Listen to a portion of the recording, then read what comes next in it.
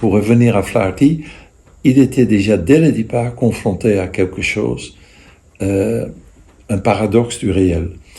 Il filmait des Inuits, des Esquimaux, donc il filmait aussi à l'intérieur de l'igloo.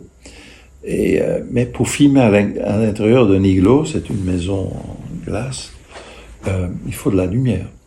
Donc il mettait de la lumière, mais le problème c'est que la lumière est chaude. Et on est dans un bâtiment.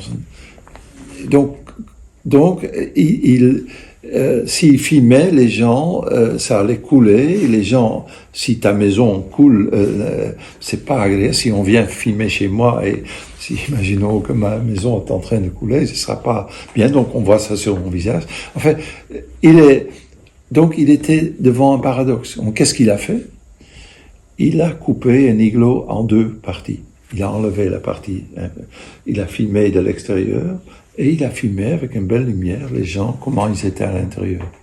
Mais c'était plus leur maison ou c'était une autre maison. Donc, la question se pose, qu'est-ce qui est plus important? Ça, c'est un peu le nœud. Le naturel pendant le tournage ou le naturel à la perception.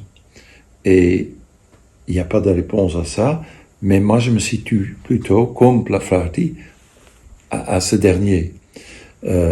Donc j'interviens, je triche, mais tricher et cinéma ça va main en main depuis le début.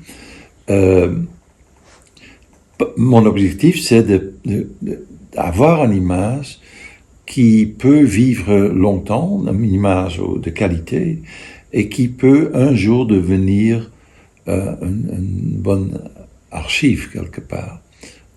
Voilà, ça c'est un peu en deux mots ce que je vais faire. Donc c'est quelque part comme dans les autres films que tu as vus, Kerguelen et tout ça. J'ai une sorte de, pas nostalgie, mais j'ai envie.